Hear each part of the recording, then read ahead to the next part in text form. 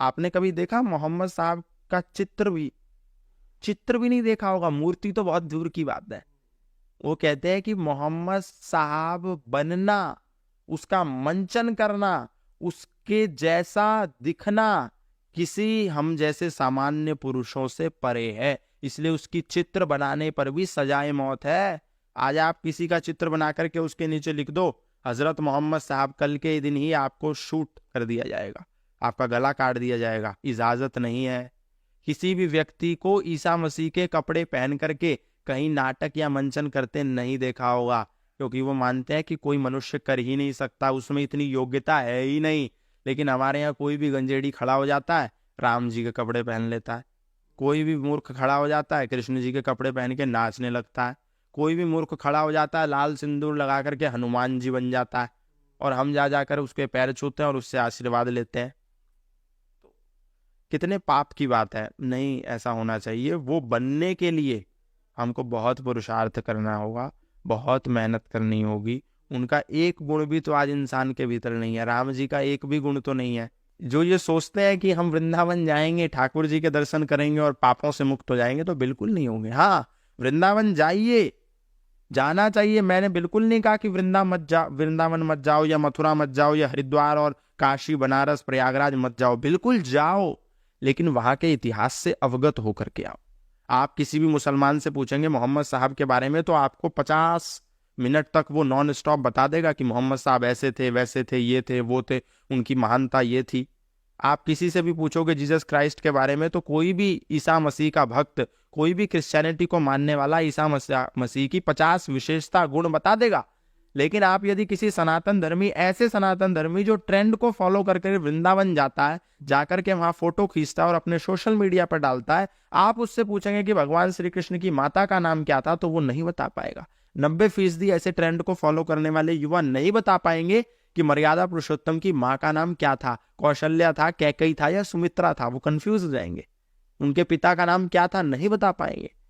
तो हम अपने पूर्वजों के इतिहास को पढ़ें, उसको जाने, उसको सत्य सत्य जाने। लेकिन हमारा युवा, जब आप उससे कृष्ण के बारे में पूछोगे, तो वो ये जरूर बताएगा कि भगवान श्री कृष्ण गोपियों के साथ रास रचाते थे, वो नाचा करते थे, माखन चोरी करते थे, रण छोड़ करके भाग गए थे। बस ये 3 लाइन उसको पता होंगी।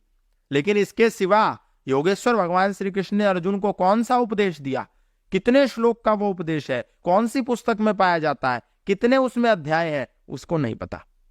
लेकिन हाँ, उसको ये पता है मनिहारी का भेष बनाया, शाम चूड़ी बेचने आया। मतलब भगवान श्री कृष्ण को दुनिया में कोई धंधा नहीं मिला, उन्होंने एक ही बिजनेस को चुना और वो था चूड़ी बेचने का। ये आज हमारे सनातन धर्म की मेंटेलिटी है। आप यदि मुसलमानों के मोहम्मद साहब के बारे में कोई सच बात भी बोलते हैं, तो वो आपका गला काट देते हैं। सच बोलने पे आपका गला काट दिया जाता है। लेकिन सनातन धर्मी खुद अपने भगवान श्री कृष्ण के बारे में प्रतिदिन झूठ बोलते हैं, झूठ। उनको चोर बता करके, उनको रसिया छलिया बता करके, उनको कपड़े चुराने वाला बता करके, उनको नग्न स्त्रियों को छुप करके देखने वाला बता करके, और एक भी हिंदू उसका प्रतिकार नहीं करता, विरोध नहीं करता। खुद उसको लीला बना करके अपने मंदिरों में चलाता है। एक भी हिंदू योगेश्वर भगवान श्री कृष्ण का गीता का उपदेश करने वाला नाट्य अपने मंदिर में प्रस्तुत नहीं करता। क्या आपने किसी भी भागवत कथा में मंच पर गीता का उपदेश देते हुए किसी व्यक्ति को भगवान श्री कृष्ण की ड्रेस पहन करके देखा है? नहीं देखा होगा। लेकिन हाँ, एक व्यक्ति भगवान श्री कृष्ण की ड्रेस पहन करके और कमर में मोर लगा करके एक लड़की के साथ नाचता हुआ जरूर देखा होगा।